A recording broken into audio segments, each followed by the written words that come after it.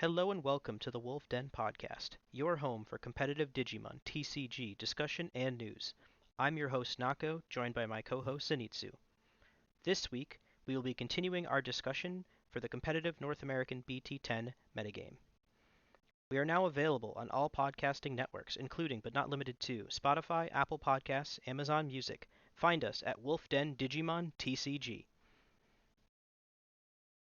Also, we are on YouTube on the YouTube channel of Zenitsu, and we do stream live at zenitsu.tv at zenitsu.twitch.tv. For our viewer question of the week, this week's question is: as Digimon approaches its 2-year mark, how do you feel the card game is handling the 2-year curse? So, to start off with answering that question, uh, the 2 year curse, if anyone's unfamiliar with trading card games, usually a lot of card games don't necessarily make it past 2 years of existence. The one that I worked on, as an example, definitely died within its first year. So, 2 years is already a like proving grounds.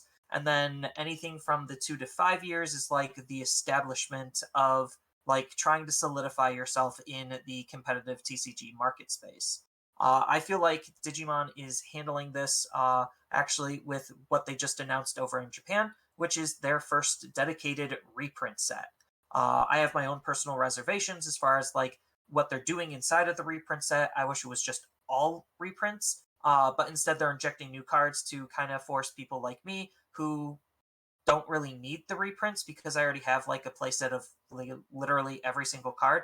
But they're enticing me with these new cards inside of these reprints, and then obviously any card that was errated that's getting reprint will actually have the corrected text. So this is a good opportunity for them to reprint errated cards, having the card text fixed, on top of getting older cards that were no longer accessible or not very accessible into the hands of players and revamping the market and revitalizing um, how we approach that card in terms of the market space. So, overall consensus you would say is positive? Um, yeah, I think like the power level and the power dynamic is at a pretty decent point. I don't feel like we're any more powerful or less powerful than we were with BT9.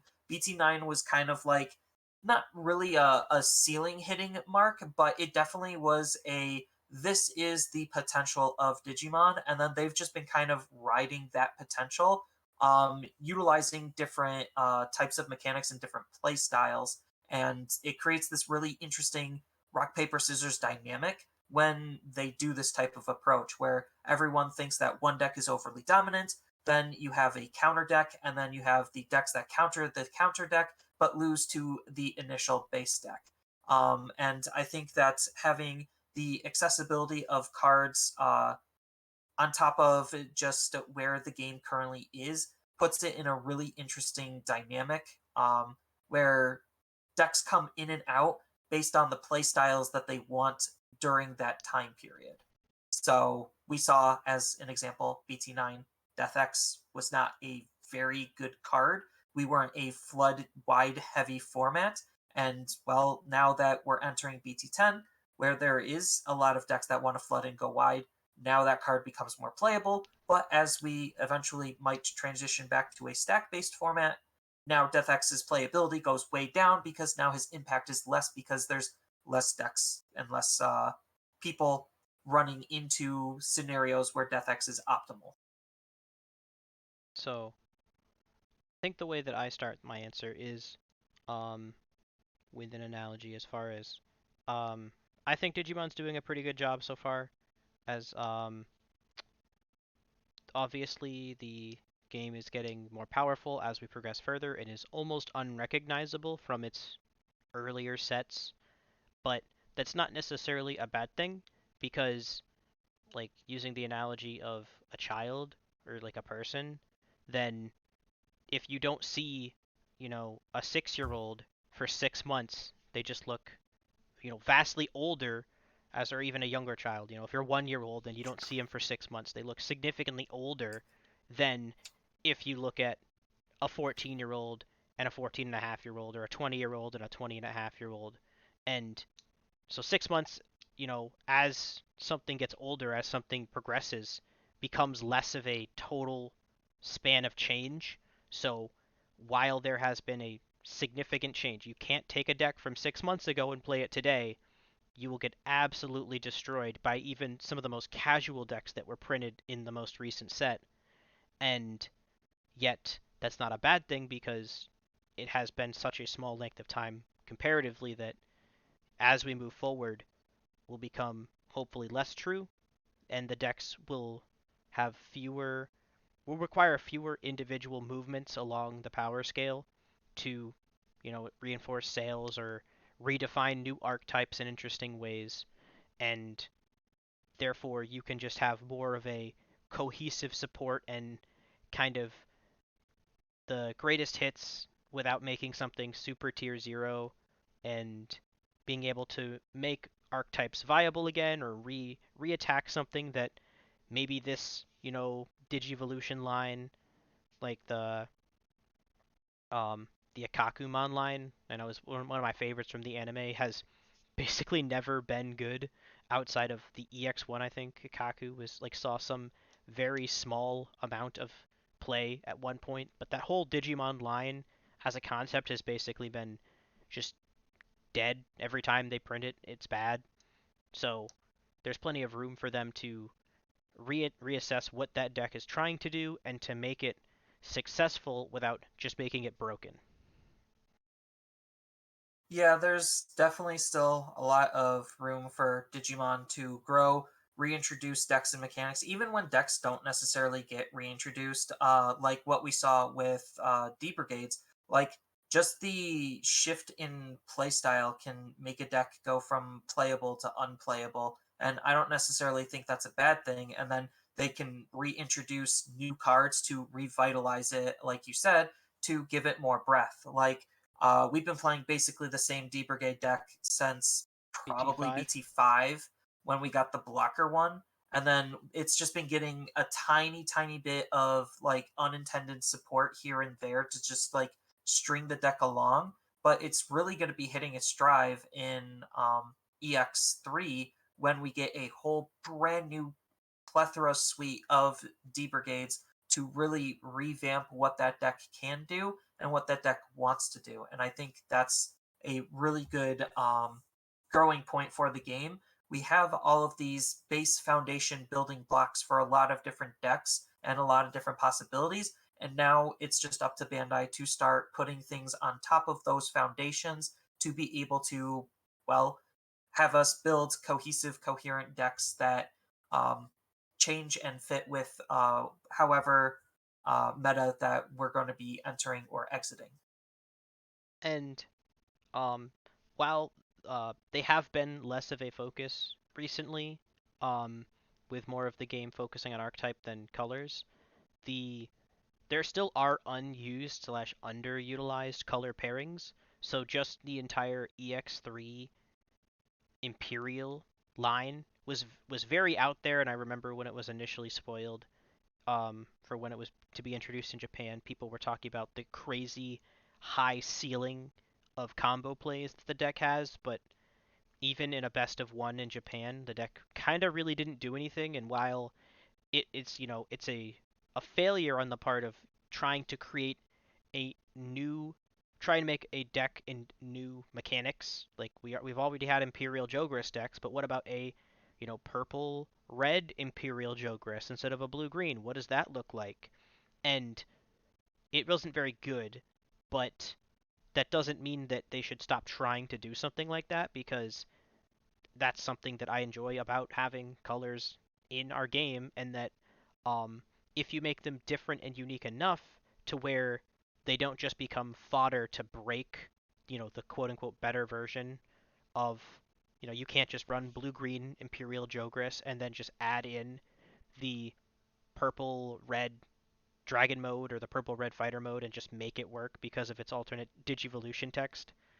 But um, just being able to reassess something that we have seen before in a new light while still not necessarily just making it objectively better. It can do something different entirely. Yeah, and even just different ways of bridging the archetypes. If they really wanted to, they could make like a red blue one, and now you have access at red, blue, and purple all in your Imperial deck. Like, there's different ways that they could go about expanding things. They don't necessarily need to do bridging, but there's definitely still a lot of possibilities and room for them to do various different things. And obviously, there's still just a lot of lore that they have yet to even tap into, which I think they're eventually going to start doing. And who knows, maybe they could even come up with their own original Digimon for the Digimon card game, because we don't really have one of those. Usually, each one of their projects, they try to create something new for that specifically. We saw that with Pulsemon and the Vitality bracelets. We saw that with Rasenmon and the Digimon Arise app game. So maybe we're eventually going to be getting a TCG exclusive Digimon where this is their first appearance. Cardmon. I don't know what it's going to be, man. Well, so um yeah, topic at hand for this episode is just the continuation of going over the BT10 meta and the format and what we expect it to look like from a competitive standpoint. Um, we obviously didn't have enough time to talk about everything last episode. It's there's kind of a lot here, and that's probably a good thing, right? Because if we had fewer decks to talk about, it would mean that would be indicative of a greater issue. But we do have some decks that we weren't able to talk about last time. Um, Probably just starting off with the one that I wanted to talk about last, but we just kind of ran out of time, um, which is Minerva Loop. So, what are your thoughts on Minerva Loop, Zenitsu, now that you've actually gotten to play into it a little bit? I one of my buddies at locals, he's also on the deck. He's been struggling a little bit harder with playing it, but I think he's been playing not as long as you have. And he's also playing a wide plethora of different matchups as he's going around and basically during the tour for store championships. He hasn't had as much success, and he's been relaying his hard matchups to me. And he says, "Hey, I need experience with Black War Gray, and I need experience against Grandis. Those decks just are really, really hard for Minerva Loop to handle and deal with. But Minerva Loop is actually pretty decent into Crosshearts. That's a pretty difficult matchup for Crosshearts. And I would say it's probably around like maybe a 60-40 in Minerva Loop's favor. But against decks like Jessamon, against decks like Black War, it's going to do significantly worse just because the way it wants to play is more catered to being able to beat Crosshearts. I don't. Definitely, I can see Jesmon struggling, though. The one thing that I would uh, question is the interaction with Jesmon plays many Sistermon, so like literally plays them, like many on play effects through various Jesmon associated mechanics, and Minerva's ability to just opponent's turn whenever they play a Digimon for any reason, I play a level 4 or lower from my trash for free is pretty difficult to get over. Obviously, the Jesmon itself would just swing over Minerva. Doesn't necessarily care too much about the retaliation if it has a wide enough board. But Also, it has decoy, which would save it mm, from being deleted. that's true. Yeah, the Sisters of Decoy. Um, And the sisters also have blockers, so if you just spam a wide board and I'm spamming a wide board, you're just not getting through. And that's kind of what makes War Greymon a pretty hard matchup, is because like I already have protection from deletion and I have blocker. So if I just get up into my Black War with a good enough stack, I just literally shut you out from doing anything. mm, um, Yeah, there are definitely harder matchups for Minerva. Um, I didn't expect this deck to be as controversial as it seemingly is. So, um, I don't follow all of the Digimon social medias. I'm not a Facebook boy. I'm pretty much just Reddit, YouTube, sometimes, tournament Discord kind of person as far as when I'm reading comments, engaging people's opinions of things as collective. And I've just seen a lot of people basically come out and ask the question like, is this deck actually just garbage?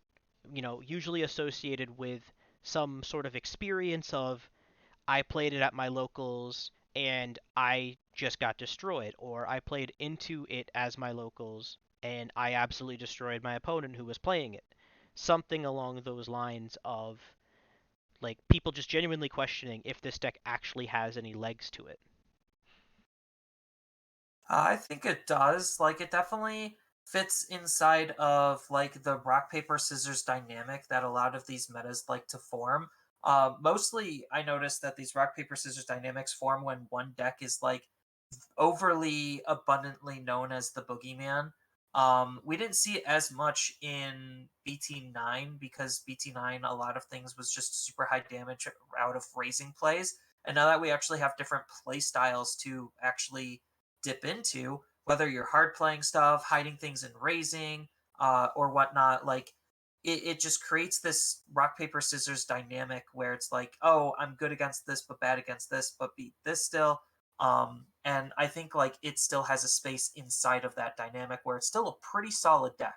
Like if you're playing Cross Hearts, there's a high chance that you're going to have a very hard time against the Minerva Loop deck, and just for that alone means that it's going to have space in the competitive meta, even if it's not that great into some of the other like tech or counter deck. Yeah.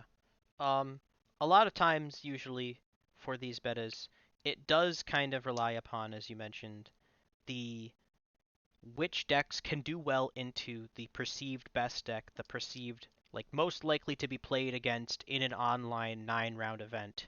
And that just too many experiences I've had where I've gone to an event and when Blue Hybrid was the best deck, I played Blue Hybrid 7 rounds out of 9, maybe 6.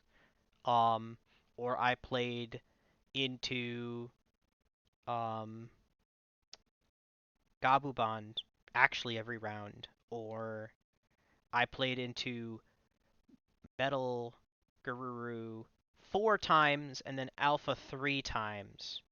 You know what I mean? Like stuff like that where I could basically, you know, 90% likely to see one deck, 50% likely to see this other deck, and then there's a third deck that if I'm going to see 3 decks, this is the third deck I'm probably going to see. And you really only have to cater or you can only afford to cater your deck as far as aiming towards what you are reasonably expected to see. And that's where you end up with situations where the decks can do fantastic at an aggregate or fantastic over the course of these long events, as long as you don't see certain matchups. Unfortunately, but due to the nature of the rock paper scissors stuff like that, where I'm built to beat Crosshearts as Minerva, um, is pretty. It's not that favored. It's not a counter deck by any means. Um, but I feel comfortable. I'm not afraid off the gate. Whereas when I was playing D Reaper, um, I lost round one against Metal Garurumon, and I was like, okay, I'm already gonna start fighting through, scrapping my way through people who already have like a loss or two on them. And round two was Grandis, and Grandis actually bodies D Reaper, and it's something that I wasn't afraid to play D Reaper going into the event because, well, what is the likelihood that I actually see Grandis? Nobody really plays Grandis. Percentage wise, like, really, it kind of almost overperformed for how little it was actually played.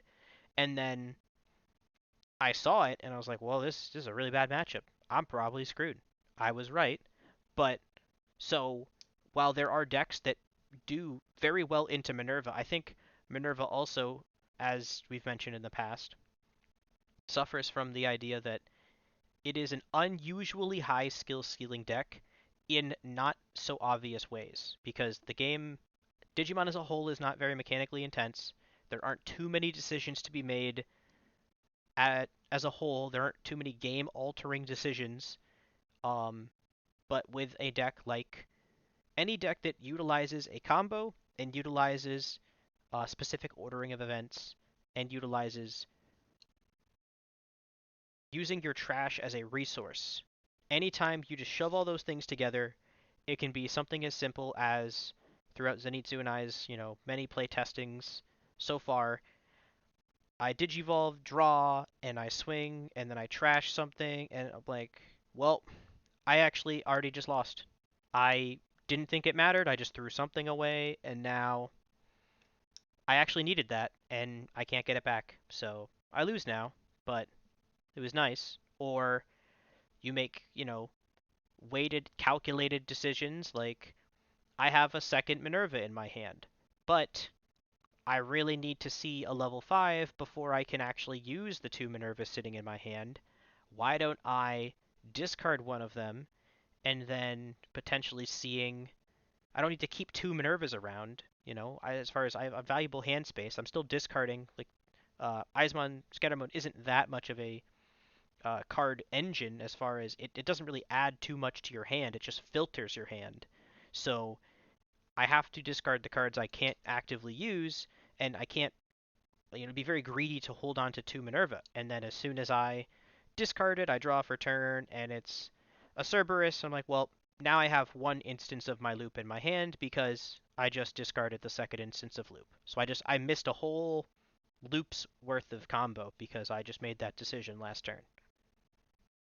And I think that level of like card analysis is a very hard skill for a lot of people to pick up and just expect to do well with. It's something you have to really grind out and fine and hone in because as an example, like with Black War Greymon, the deck isn't like that complicated, but there's still just a lot of triggers and ordering of operations that need to go on, and you need to have an understanding of in order for you to do well with that deck. My brother isn't necessarily one of my little brothers. He's not necessarily the greatest player in the world. He was okay at Magic, and he's not super great at Digimon just because the dynamics of the games are completely different. He's using different levels of thought that are going into his turns. A Magic turn for him is like I play a land, I swing with my elf, I pass. Like it's super easy. But with Digimon, it's just like, okay, I could hard play this Agumon, Digivolve into this Agumon, Digivolve into something else, or do something else, and they're all benefiting you cards and doing various different things.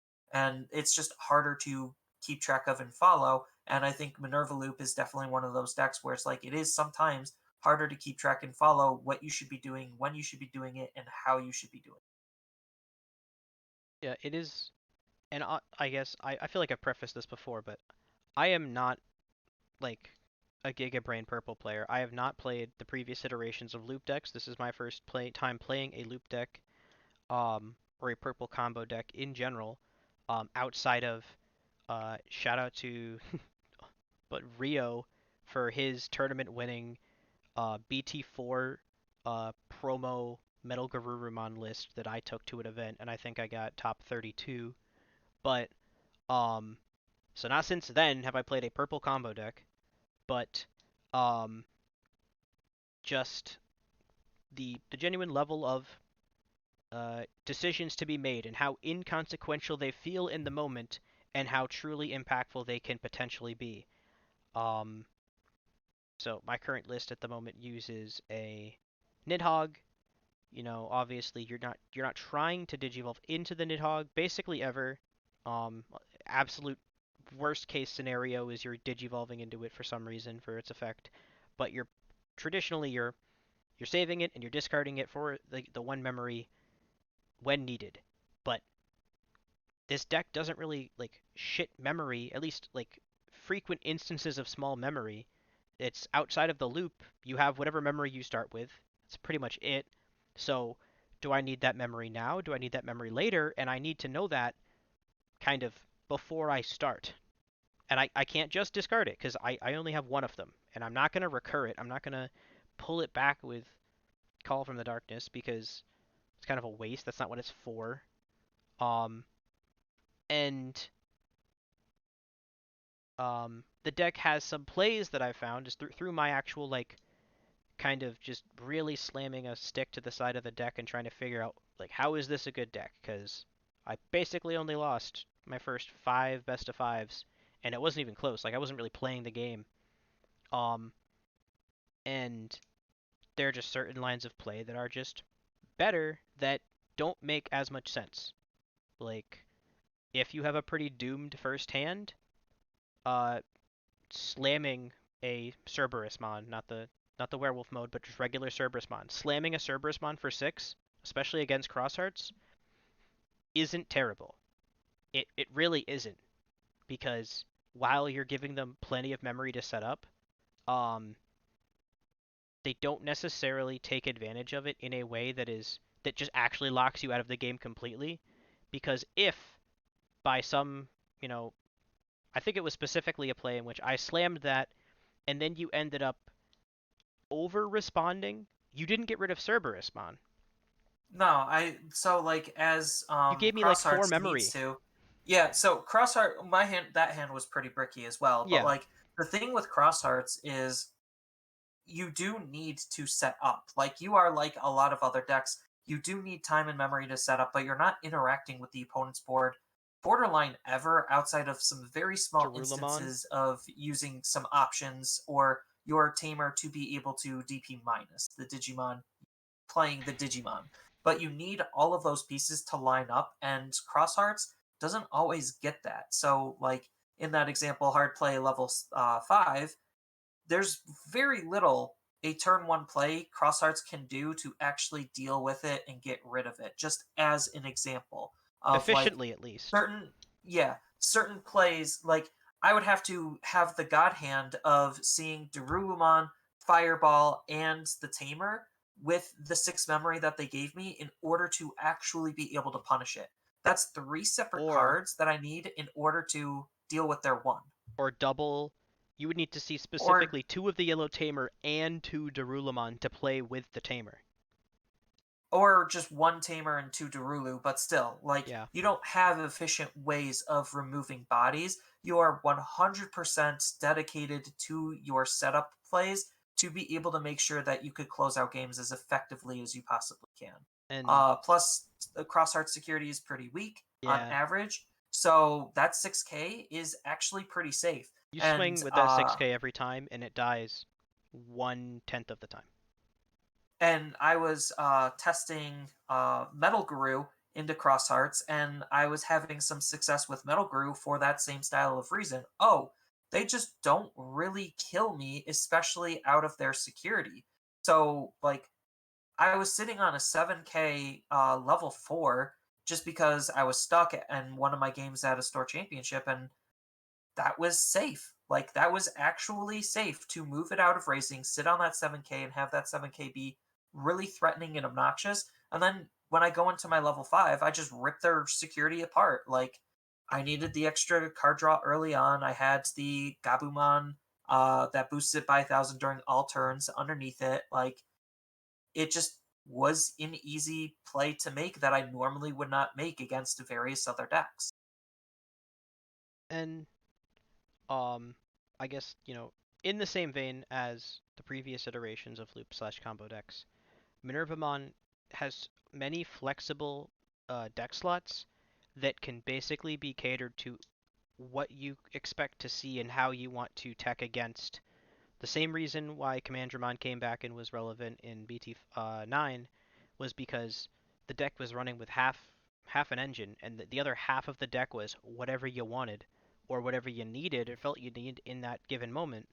And so Minerva has just the whole suite of purple to work with as far as um, various instances of removal, various instances of recursion, um, its own suite of potential security bombs, and you can just run greedy ratios of them to give yourself more of a suite of choices as far as I'll run one of these and one of those, and you don't need to run just 4 of everything because through your various looting effects, you will have control over, okay, well, I draw 3, discard 2. I'm seeing, well, this option card doesn't help me and may not help me at all. I will discard it and keep the other one. I only had one of each.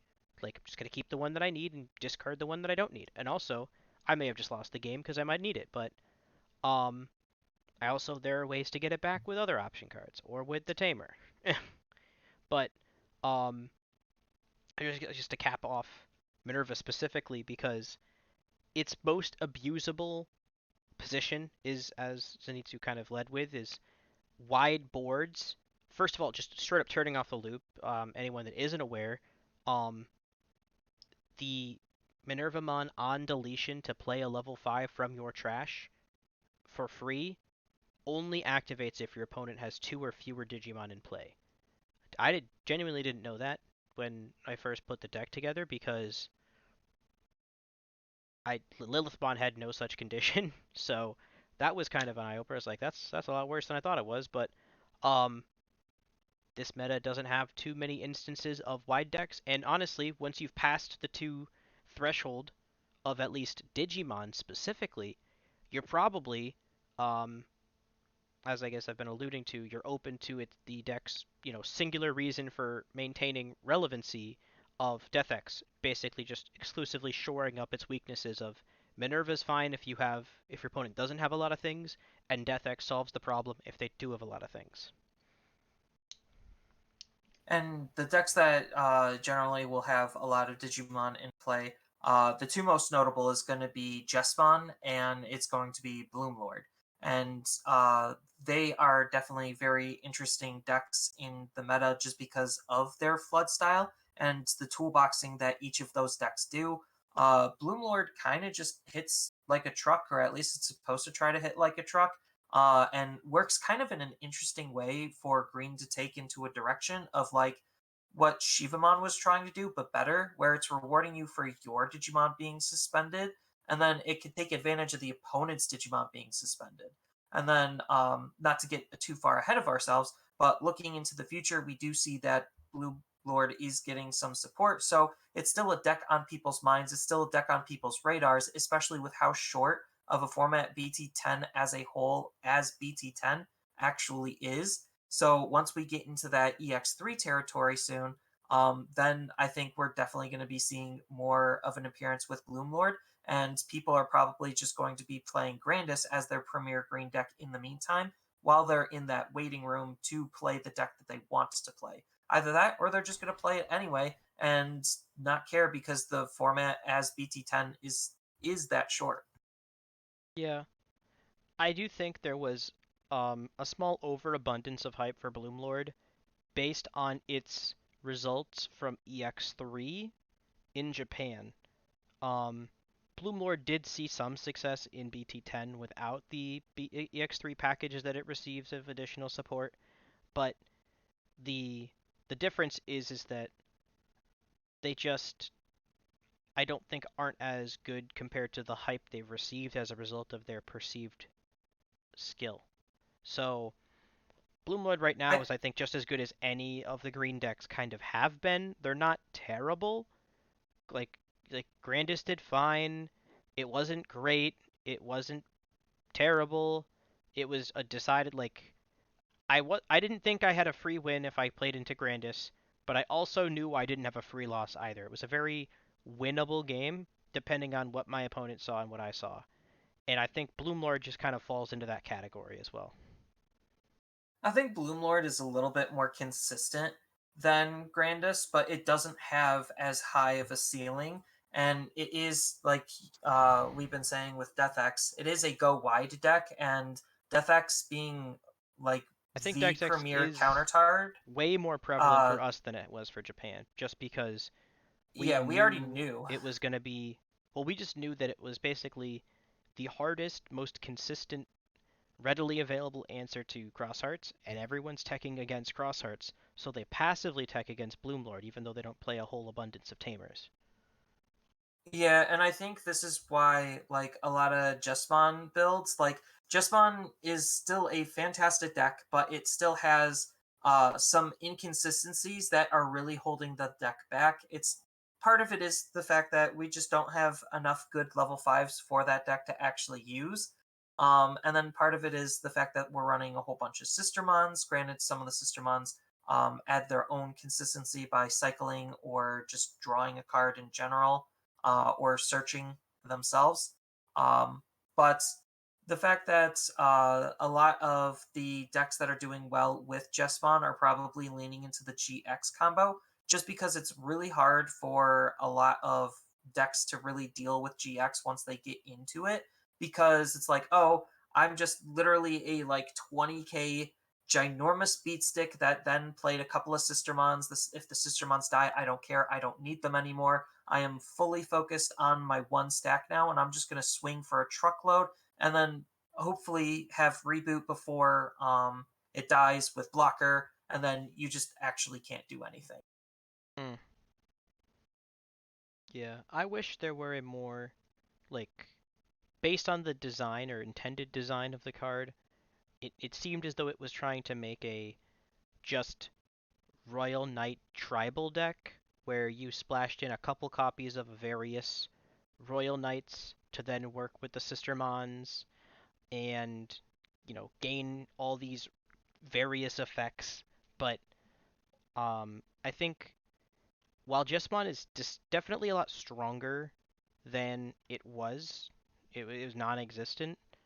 Um, I think it just does struggle to compete um, for a meta slot. Not that it's not competitive, but that it's too similarly aligned, I think, with someone because it is a red deck and Black War Greymon is a red black deck.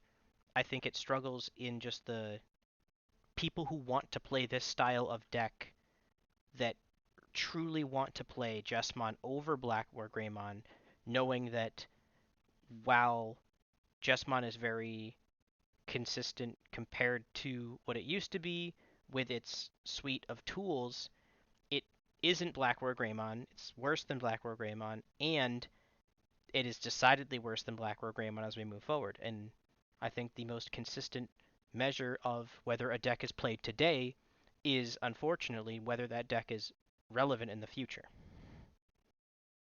Which is a very fair point, because another example is Magnamon. Magnamon X Antibody, more specifically. It had some mild success in Japan throughout the different formats, but it didn't do anything like gangbusters. So, am I really willing to play, am I dropping Blue Flares to play Magnamon? No, most Blue Flares deck teched in Magnamon. I don't even think that's correct, but we get the support to actually make blue flares a lot better later. Um, but like even just a hardcore Magnamon deck, again, it's another example of a go wide deck that just gets punished by Death X. So it's even though it does have Jesmon GX to work with to add even more power into the deck, because you're already playing a level 4 Royal Knight and then a level 6 Royal Knight, and then you're adding another level 4 Royal Knight underneath it, and then Armor Purge and all that stuff. Like, it's still doing absolutely insane things, but it's just still not quite there in terms of the meta space to really have a solid enough foothold to establish itself versus something like Blue Flare or even Garurumon. Yeah, um, a weird problem to have in in a meta such as this is because I know I've said before that people are kind of just most likely to play um, the best deck of their color that they favor, or at least the best deck of the style of deck. Um, if you were a Rookie Rush player and then you were a Commandramon player, I see why you wouldn't just switch to Cross 5 unless you're forward looking, as I mentioned, and now you're just in the waiting for EX3 support, still playing Commandramon. If you were someone who was playing Wargrey X last format, you're probably playing Jesmon right now, potentially Black Wargreymon if you're trying to adopt more of a control atmosphere to your red deck. Um, if you were playing Metal X, Metal Garuru, you're probably playing Blue Flares now, and if you're or you're Or playing you're still rookie. just playing Metal Guru because it's still good. Yeah, like it's less of a like a hard swap.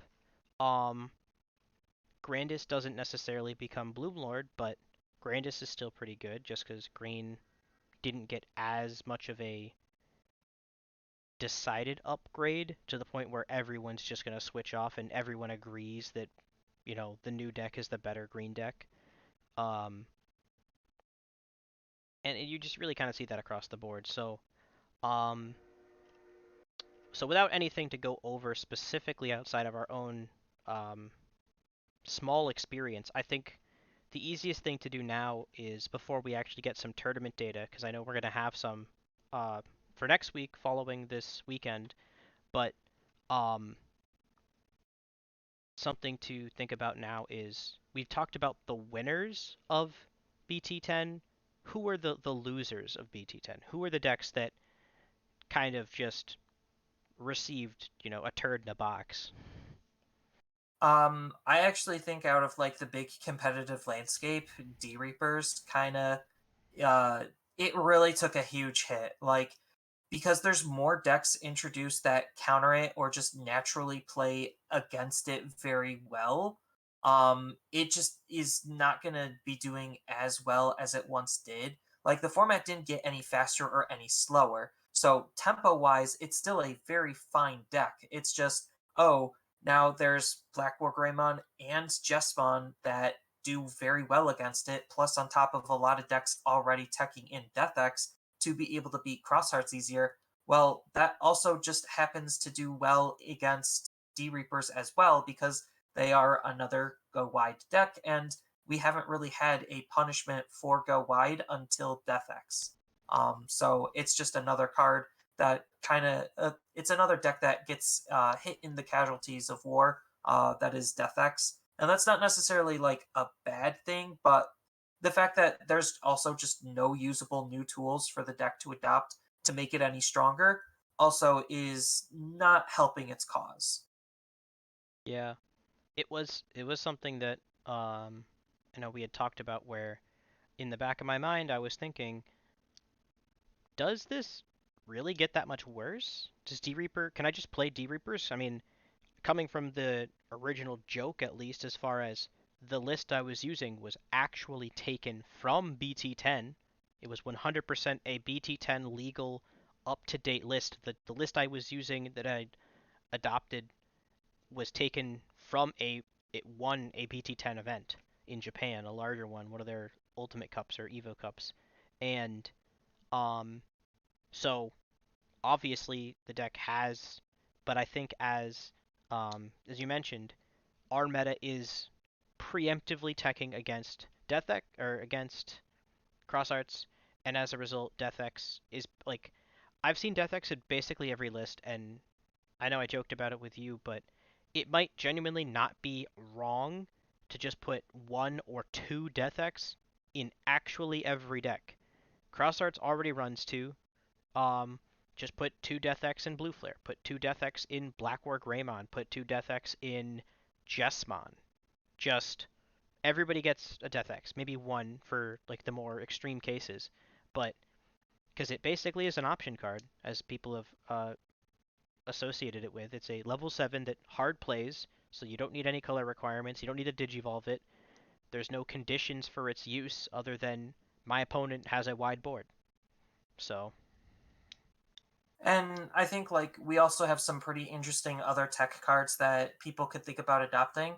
Like people could start using Sistermon Blanc from the Jessamon starter deck a little bit more also.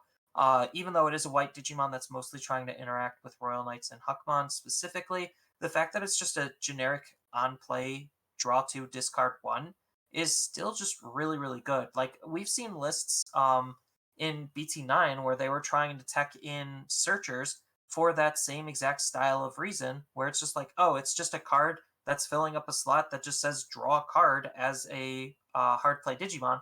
Except now that you have basically a better version of Searcher, you actually could attack the player. You, if you're running any kind of Royal Knights at all, even on your top end, then you still get access to its abilities. Like it's we are entering a phase where we do have some various other tech cards that we could think about adopting into a wide variety of different decks. And I think that's pretty cool at just being able to be able to tech different decks and increase the overall consistency of those decks that normally wouldn't have it.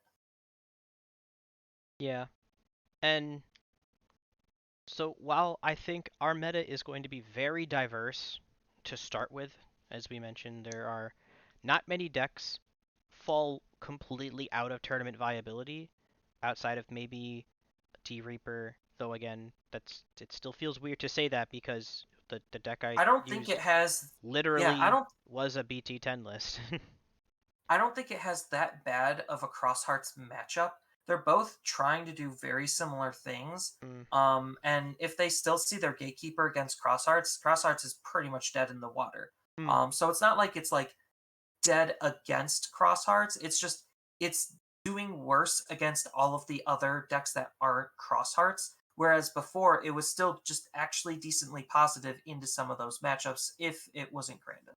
mm-hmm. And Black War. Yeah, Brandis and Black War, which honestly might just maintain their same level of play and everything else just kind of gets better around them. So, like the best help for D Reaper's argument for not being like the biggest loser of the format as far as like competitive decks go is that it its biggest potential counter in the form of Metal Garurumon gets worse. Blue Metal Garuru is well Blue Flare's pretty bad too though, so like Blue Flare kind of farms it. It can't touch Mother, but it just also just shuts everything else off. Yeah, like that's the dynamic that we're looking at where it's just like, oh, it's really good into the number one deck, but not everyone is going to be playing the number one deck, and like it could still lose very easily to decks number two, three, four, and seven. Hmm. Like Yeah, we so have a that's very that's what wide creates 1.5, and honestly, I I I have no idea what to actually see as a spread coming out of the top 16 from the first event. uh yeah, I think it's gonna be Assuming that there very is a deep interesting. spread on it and we don't just see a whole bunch of people playing the perceived, top 3. So, um Because I do think BT10 more specifically is going to be hard skewed to cross hearts. yeah. Just like in Japan right now, Black War Greymon is looking to be the best deck there. So the Japanese players are already starting to adjust accordingly, and more counter decks are starting to emerge that are going to be beating it out. So those types of decks are going to be doing well as they're now teching and countering Black War Greymon. So that's just the result of like how these types of environments and metas form, and then we definitely take note of that because well we have that data available to us, and that's how we can make more informed decisions as far as where do we go with our metas. Yeah. So, we'll just have to see whether Cross Hearts truly is the meta defining deck that it kind of claims to be. I I guess not that I've seen as many takes on it, but I've seen plenty of people's takes because as it was originally discussed because of the fact that it continues to receive support and people feared that it would just get better and better in BT11, BT12, whatever, um that Crosshearts would just become this true menace tier 0 deck that like just the lengths that we have never seen.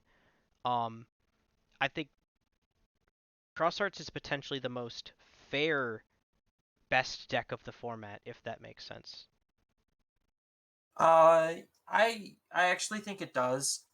There's a decent amount of decks that actually can start to try to interact with tamers. We are seeing a little bit more tamer interaction. Plus, like Crosshearts has its own weird inconsistencies based on what your actual spread is. I know like there's the hard blocked 40 cards that do just make up what Crosshearts is. And then you still have like 10 deck spaces of flex spots, and some of those flex techs may or may not help slash harm the deck's overall consistency. So a good one is like a good example of this is Kiriha versus TK or not TK, Tie. BT1 tie. So it's just like, do you want the extra red source that could increase your overall damage output, but now you're losing access to being able to use your crossing, like your Digicross ability, even more consistently. So it's those types of tech that actually will shape how well a Cross Hearts deck is going to do on top of its matchups. Because there's still just a lot of decent decks in the format as well. So like we didn't even touch on Mastimon. Mastimon's still going to be pretty decent. Hmm. Just because the shift makes it so it's easier for Mastimon to actually do well into Cross Arts because they have Lucimon that they could use to pop the Tamers. Then we still have Dark Knightmon, which could be decent, spawning a whole bunch of different blockers, having a really annoying, borderline unkillable Digimon or Digimons that are going to be persistently on the field and can still delete Tamers.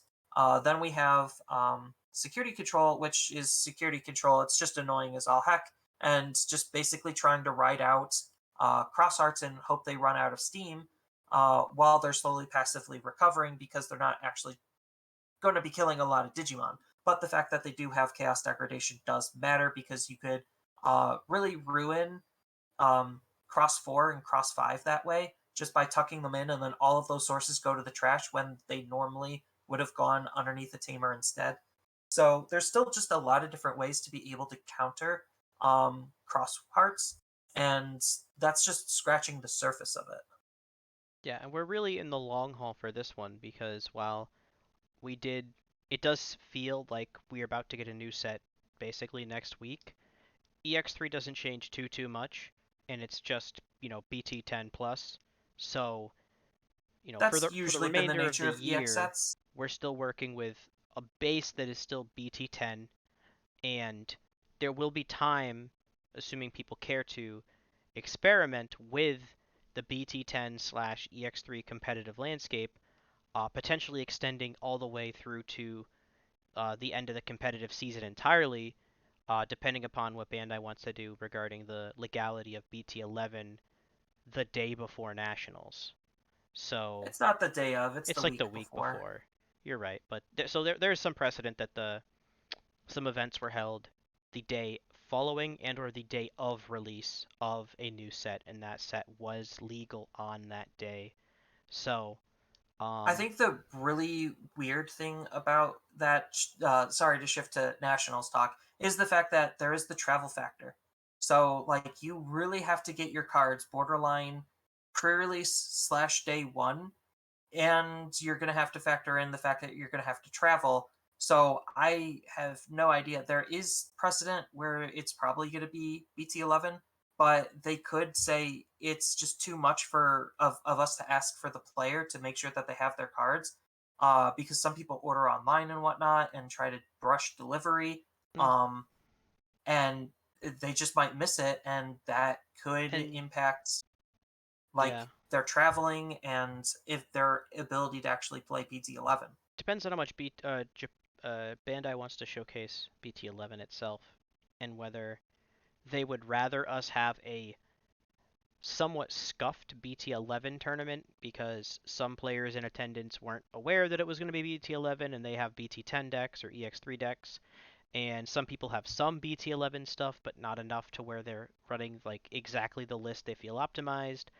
But then there's the, I guess, somewhat ever present that at a true competitive level, cost is no option, cost is not a factor.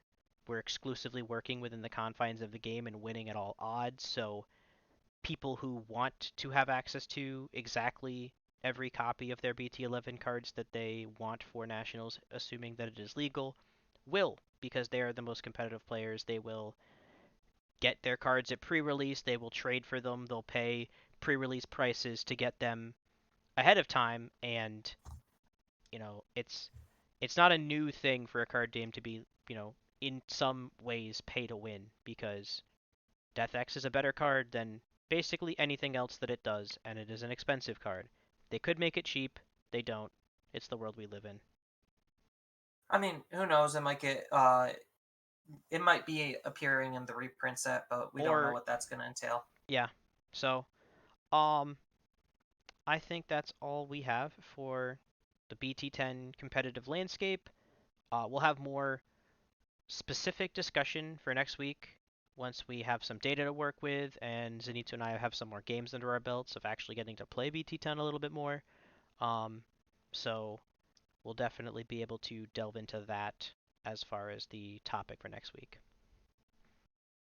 But I think the format is going to be kind of like BT10, or not BT10, BT9, where it's better than what we anticipated, but it looks really bad on the onset. So far, I'm kind of enjoying it just because there's a lot of different decks to play, more so than BT9, and there's actual different play styles.